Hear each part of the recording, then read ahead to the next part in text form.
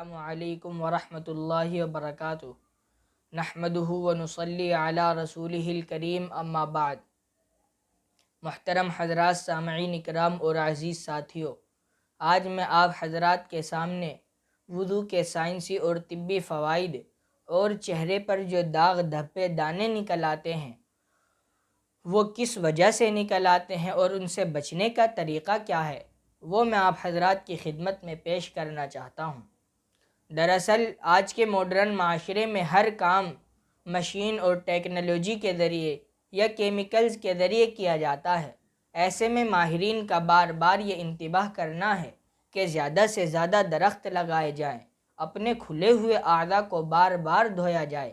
اگر ایسا نہ کیا تو ہواؤں کے ذریعے جو کیمیکلز ہمارے جسم پر لگ جاتے ہیں یا ہمارے اعضاء پر لگ جاتے ہیں، اگر وہ زیادہ دیر تک ہماری اسکن پر لگے رہیں تو بہت سی بیماریوں کا سامنا کرنا پڑ سکتا ہے۔ اسی وجہ سے ہمارے چہرے پر داغ دھبے اور دانے بھی نکل آتے ہیں۔ دراصل چہرہ انسان کی خوبصورتی کو بتاتا ہے۔ اگر انسان کا چہرہ خوبصورت ہے تو اس کی خوبصورتی میں چار چاند لگ جاتے ہیں، لیکن اگر چہرے پر داغ دھبے یا دانے نکل آئیں تو وہ اس کی خوبصورتی میں کمی پیدا کر دیتا ہے۔ میں آپ کو بتاتا چلوں کہ چہرے پر دانے کیوں نکلتے ہیں۔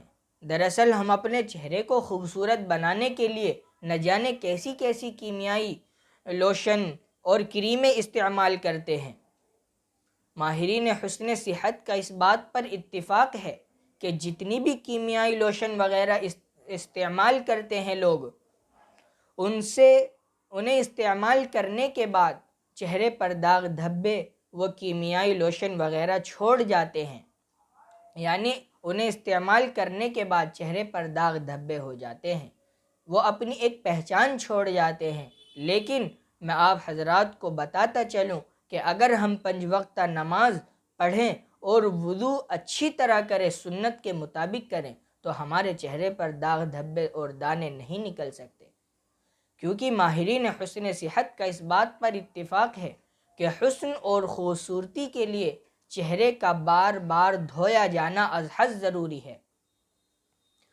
خود امریکن کونسل فار بیوٹی کی ایک ماہرین نے، جس کا نام لیڈی بیچر ہے، اس نے ایک عجیب و غریب انکشاف کیا ہے کہ مسلمانوں کو کسی طرح کی کیمیائی لوشن اور کریم وغیرہ استعمال کرنے کی ضرورت نہیں ہے، کیونکہ ان کی اسلامی وضو سے ان کے چہرے کا غسل بھی ہو جاتا ہے اور چہرے کی بہت سی بیماریاں بھی چلی جاتی ہے، جیسا کہ چہرے کی الرجی۔ چہرے کی الرجی بڑی خطرناک چیز ہے۔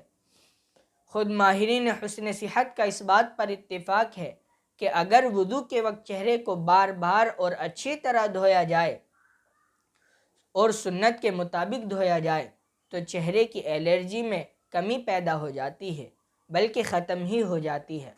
اب میں آپ حضرات کے سامنے وضو میں 3 بار چہرہ دھونے کی مصلحت پیش کرنا چاہتا ہوں۔ 3 بار چہرہ دھونے کی مصلحت کیا ہے؟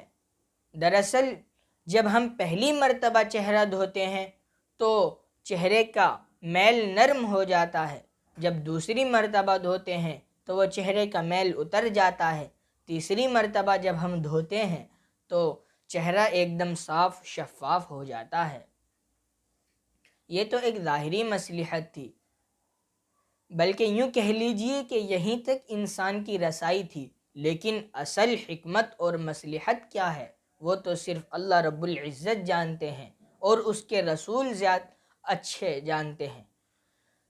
انسان تو صرف اس چیز تک ہی پہنچ سکتا ہے، یعنی اس کی رسائی صرف اس چیز تک ہو سکتی ہے جس کی اللہ تعالیٰ نے اس کو قدرت دی ہے۔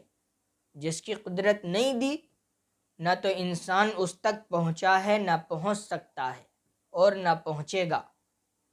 یہ اللہ تعالیٰ کی قدرت ہے دوستو۔ اللہ تعالیٰ کہنے سننے سے زیادہ عمل کی توفیق عطا فرمائے اور پیارے نبی صلی اللہ علیہ وسلم کی سنتوں پر عمل کرنے کی توفیق نصیب فرمائے۔